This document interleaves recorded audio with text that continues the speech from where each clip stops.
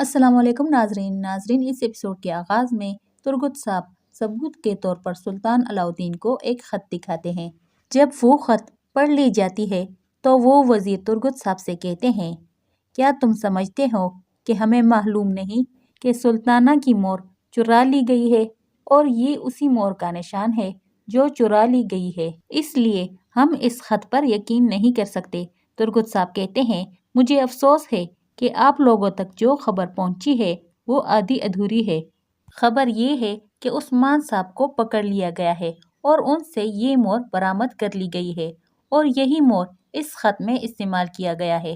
اور اہم خبر یہ ہے کہ والدہ سلطانہ کے پاس 2 زبردست قیدی موجود ہے۔ وہ وزیر کہتا ہے کہ ترگت صاحب آپ مجھے بتائیں کہ میں آپ کی بات کا یقین کیسے کروں؟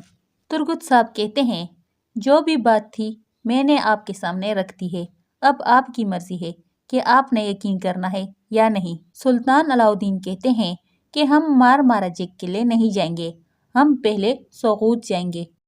اسی جگہ پر ایک فلیش بیک سین دکھایا جاتا ہے جب عثمان صاحب وہی خط ترگت صاحب کو دے رہے ہوتے ہیں اور سلطانہ کی جانب سے یہ ایک جھوٹا خط لکھا گیا ہوتا ہے۔ دوسری جانب یعنی شہر کے قبرستان کا منظر دکھایا جاتا ہے جہاں پر عثمان صاحب اپنے والد ارطغرل صاحب کے مزار پر موجود ہوتے ہیں اور وہ اپنے والد ارطغرل صاحب سے کہہ رہے ہوتے ہیں کہ آپ مجھے بتائیں کہ آپ نے ان جیسے برے لوگوں میں کیسے وقت گزارا، آخر آپ نے ان جیسے دشمنوں کے ساتھ کیسے وقت گزارا، کیسے ان لوگوں کو منہ توڑ جواب دیا، آپ نے بہت ہی کم سپاہیوں کے ساتھ ان کمینے دشمنوں کے ساتھ کیسے مقابلہ کیا، کیسے انہیں ان کی حد میں رکھا۔ نہ تو آپ کے پاس کوئی بہت بڑی لشکر موجود تھی، نہ ہی آپ کے پاس کوئی بہت بڑے ہتھیار موجود تھے اور نہ ہی آپ کے پاس کوئی بہت بڑی طاقت تھی، پھر کیسے آپ نے ان لوگوں کو شکست دی؟ آپ اپنے دم پر اللہ کا نام لے کر آگے بڑھتے چلے گئے اور فتوحات حاصل کرتے چلے گئے، آخر آپ نے یہ سب کچھ کیسے کر لیا تھا؟ مجھے بتائیے، میں جواب سننا چاہتا ہوں۔ میں جواب اس حیثیت سے نہیں سننا چاہتا کہ میں آپ کا بیٹا ہوں اور نہ ہی اس حیثیت سے سننا چاہتا ہوں کہ آپ بہت بڑے فاتح ہیں۔ میں جواب اس حیثیت سے سننا چاہتا ہوں کہ آپ ارطغرل غازی ہیں۔ آخر آپ میں اتنی طاقت اور اتنی ہمت کہاں سے آتی تھی؟ عثمان صاحب یہ سب کچھ بڑے جذباتی اور بڑی بے بسی میں کہہ رہے ہوتے ہیں۔ علاء الدین اور اورحان دور کھڑے اپنے والد کو اس حالت میں دیکھ رہے ہوتے ہیں۔ علاء الدین کہتے ہیں، مجھے لگتا ہے کہ ہمیں بابا کے پاس جانا چاہیے، لیکن اورحان علاء الدین سے کہتا ہے، نہیں، ہمیں وہاں پر نہیں جانا چاہیے کیونکہ بابا کا حکم تھا کہ ہم دونوں یہاں پر کھڑے رہے۔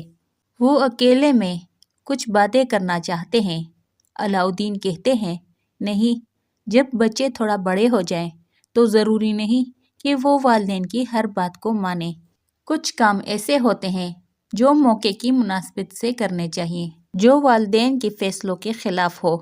جیسے کہ میری والدہ جب وہ جا رہی تھی تو میں نے انہیں روکا نہیں، انہیں وہاں تنہا جانے دیا، جبکہ مجھے ایسا نہیں کر دینا چاہیے تھا۔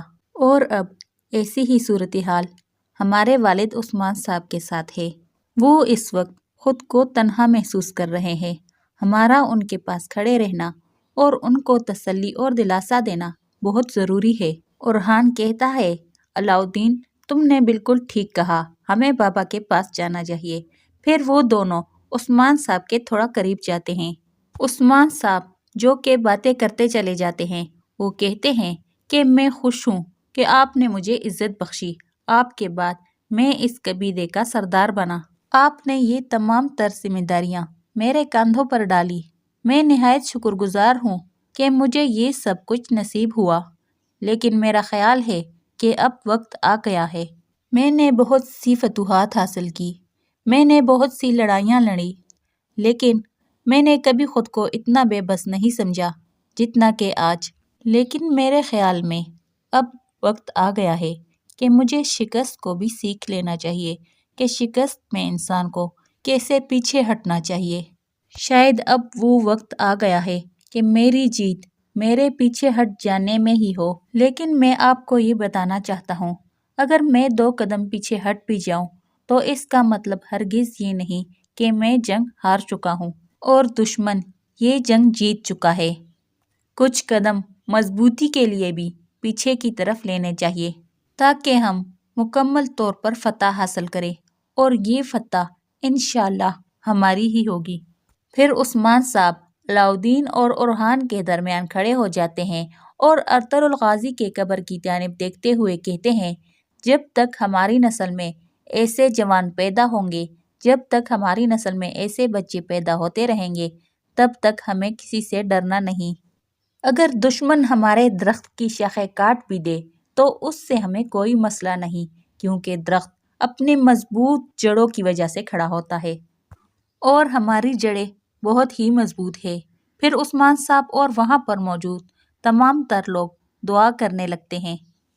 دوسری جانب سوغوت کا منظر دکھایا جاتا ہے، جہاں پر سلطان علاؤدین اپنے لشکر کے ساتھ داخل ہوتے ہیں۔ وہاں پر لوگ پہلے سے ہی بیمار ہوتے ہیں۔ سلطان علاؤدین دیکھتے ہیں کہ وہاں پر موجود تمام تر لوگ کھانس رہے ہوتے ہیں اور وبا میں مبتلا ہوئے ہوتے ہیں۔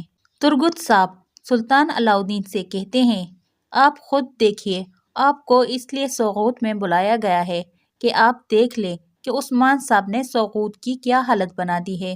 پھر ایک عورت سلطان علاؤدین کے پاس آ کر فریاد کرتی ہے کہ میرا بیٹا بہت بیمار ہے، آپ اس کے لیے کچھ کر دیجئے، خدا را ہماری مدد کیجئے، ہمیں آپ کا ہی انتظار تھا۔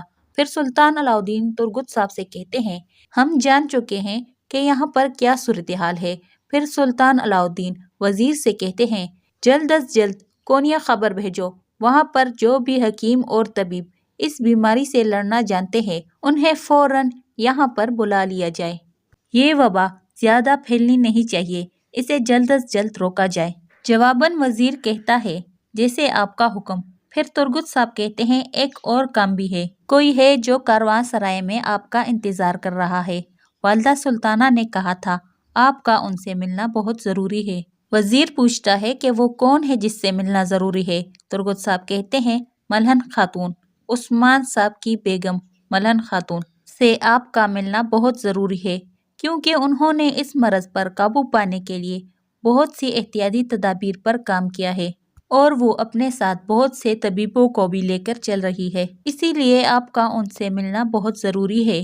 سلطان علاؤدین کہتے ہیں، ٹھیک ہے، پہلے ہم ان سے ملیں گے، ان سے ملنے کے بعد ہم مارماراجک قلعے کے لیے روانہ ہو جائیں گے۔ ترگت صاحب کہتے ہیں، میں یہیں پر آپ کا انتظار کر رہا ہوں۔ اسی جگہ پر اس ایپیسوڈ کی اینڈ ہو جاتی ہے۔ آپ لوگوں سے گزارش ہے کہ ہمارے چینل کو سبسکرائب کریں اور ویڈیو کو لائک کریں۔ شکریہ۔